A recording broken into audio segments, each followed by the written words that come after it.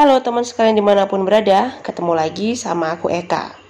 Oke, gimana nih kabarnya? Aku berharap kalian semua dalam keadaan sehat dan happy ya. Dalam sesi sharing kali ini, aku mau membahas tentang sebuah persoalan yang menurutku sendiri masih sangat relevan dari tahun ke tahun. Bahkan gak memungkiri ya, bisa jadi aku atau kalian semua yang lagi dengerin sharing kali ini juga pernah mengalami hal yang sama. Nah, apakah itu? Oke, aku akan membahas seputar emosi negatif. Ya, sekarang tugas kalian adalah duduk yang nyaman, boleh sambil tiduran, boleh sambil makan, boleh sambil minum, ya. Dan simak video ini sampai selesai. Yuk, kita lanjut. Ngomongin tentang seputar emosi negatif, ini nggak ada habisnya ya. Terutama apa? Karena sensasi atau rasa yang ditimbulkan itu biasanya membuat kita jadi nggak nyaman. Nah, ketika kita berbicara tentang emosi, kemudian kita menjadi merasa nggak nyaman, artinya kita sudah memberikan atensi atau perhatian kepada sesuatu yang negatif itu tadi dan menyebabkan kondisi fisik atau psikis kita jadi nggak baik-baik aja. Nah, nggak baik-baik aja lah itu teman-teman yang dikatakan nggak nyaman. Hehe, semoga nggak membingungkan ya. Langsung deh aku bawa masuk ke contoh kasus. Yang paling gampang adalah perasaan suka atau cinta kepada seseorang ya, kepada seseorang yang kita sayangi atau kepada seseorang yang kita cintai. Misal nih, karena satu dan lain hal kita nggak mungkin melanjutkan hubungan itu ya kepada orang yang tadi yang kita cintai ya, pasangan kita misalnya. Sehingga mau nggak mau kita harus membuat keputusan untuk menyudahi hubungan itu ya.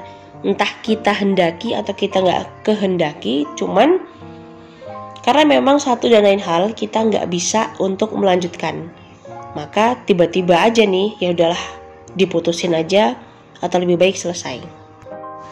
Nah, seiring berjalannya waktu, meskipun melewati proses ya yang ya cukup menguras emosi, pikiran dan lain sebagainya, kita ngerasa oke, diri kita ini baik-baik aja. Diri kita ya biasa aja lah, bisa ngelewatin itu dengan baik dan lain sebagainya.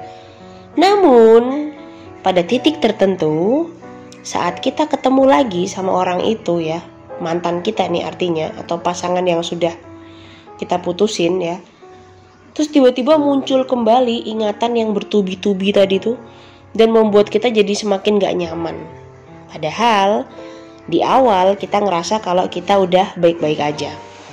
Dalam situasi itu ada yang dinamakan dengan merecall memori ya, memori jangka panjang di-recall kembali.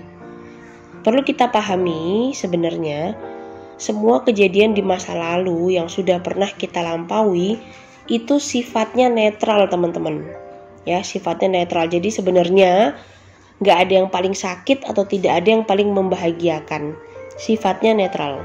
Kemudian kalau peristiwa di masa lalu itu sifatnya netral, kenapa bisa jadi ada rasa sakit, sedih, kecewa ya, bahkan bahagia, kemudian seneng ya, gembira, itu kenapa sebenarnya? Nah, poinnya adalah itu tuh kerjaan dari kita sendiri, karena kita yang memaknai semua kejadian tersebut teman-teman sekalian. Kita yang memberi rasa sesuai dengan pemahaman kita berdasarkan pola-pola asuh yang diberikan oleh figur-figur terdekat kita di masa lampau ya, saat kita kecil. Misalnya untuk kegiatan-kegiatan atau kejadian-kejadian yang bikin kita seneng, kita dapat hadiah dan lain sebagainya, kita diberikan sesuatu yang bikin kita berkesan, maka peristiwanya jadi happy. Dan sebaliknya, pada saat kita ditinggalkan, pada saat kita tidak mendapatkan apa yang kita mau, biasanya terlatih jadi kayak ya sedih, kecewa, kayak gitu-gitu teman-teman. Nah, jadi kenapa muncul rasa sakit, sedih, bahagia? Sebenarnya itu karena kita yang memberi rasa ya, atau kita yang notice itu untuk oh ini harus jadi sedih, oh ini harus jadi senang. Itu adalah kerjaan dari pikiran kita. Yuk kita cek prosesnya. Tadi udah contoh kasus, udah penyebab, sekarang kita lihat prosesnya. Katakanlah peristiwa tadi itu adalah sebuah pengalaman ya. Pengalaman itu adalah hal-hal yang akhirnya tersimpan dalam memori kita. Kalau memang itu penting dan bisa termaknai dengan baik, maka dia akan berada di memori jangka panjang. Tapi kalau sesuatu itu nggak penting ya, maka ya dengan otomatis itu hanya akan terletak di memori jangka pendek dan bisa terdelete sewaktu-waktu. Nah, jadi perasaan sedih, emosi dan sebagainya itu muncul karena yang pertama ada pengalamannya dulu ya. Kemudian yang kedua itu sudah kita bahas, itu ada memori. Nah, di dalam memori itulah nanti semua tersimpan dan diolah kembali. Kemudian munculnya emosi sudah kita pahami karena kita memaknai peristiwa tersebut. Saat kita memaknai, sebenarnya teman-teman di situ kita punya dua pilihan.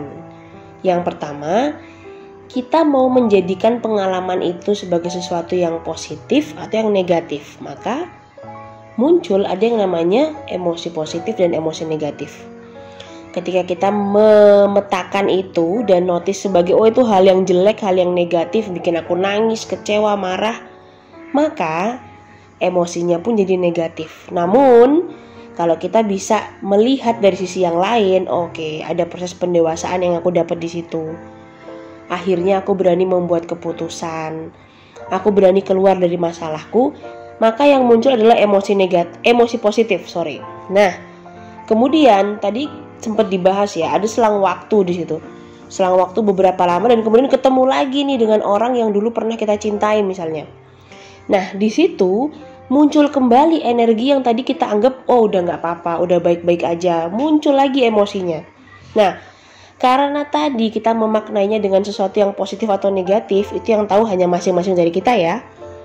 Maka gejolaknya muncul lagi. Oh, pas ketemu papasan dan lain sebagainya, aduh kok masih ada rasa nggak nyaman ya, ada rasa ganjel ya, ada rasa emosi ya, nggak terima dan lain sebagainya. Nah, itulah yang disebut energi. Jadi energi-energi itu yang pada akhirnya bisa jadi membuat kita jadi oh ya udahlah, udah berlalu, toh itu juga sudah masa lalu, kehidupan kita udah baik-baik aja.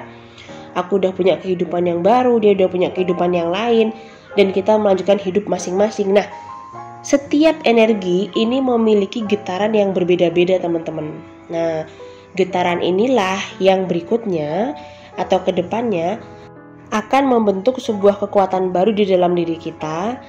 Yang itu juga nanti akan ada dua pilihan lagi atau bahkan mungkin 3 pilihan ya. Yang pertama, kita akan meratapi emosi itu tadi, atau kita biasa-biasa aja ya udahlah, udah mati rasa juga, udah nggak ngerti ya.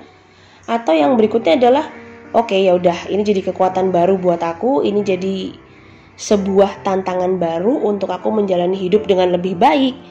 Dan ketika aku besok punya pasangan yang baru, aku akan berusaha sebaik mungkin untuk mengkomunikasikan semua hal supaya aku tidak mengulangi lagi emosi-emosi di masa lalu yang sudah pernah aku rasakan. Jadi ketika aku punya hubungan yang baru, aku juga tidak akan merasakan hal itu. Nah, kira-kira gitu teman-teman. Oke, sharing kali ini udah selesai. Akhirnya kita bisa ngerti kenapa sebuah peristiwa itu bisa jadi bermakna positif atau negatif di kemudian hari ya. Kita udah tahu emosi itu apa, kita udah tahu gimana sih terbentuknya emosi itu, sampai kenapa ada yang namanya emosi negatif, emosi positif. Baik teman-teman semua dimanapun berada, makasih banyak karena sudah nyimak video ini sampai selesai. Silahkan share kepada orang lain yang membutuhkan supaya masing-masing dari kita di lingkungan tempat kita berada punya kesehatan mental yang mumpuni ya. Jadi kalau kita tinggal di lingkungan yang baik, di lingkungan yang positif, maka pikiran kita pun juga akan lebih jernih dalam memutuskan, dalam bertindak dan lain sebagainya. Akhirnya kita bisa menikmati hidup yang selaras. Oke, terima kasih banyak. Sampai ketemu di video yang lain. Dadah.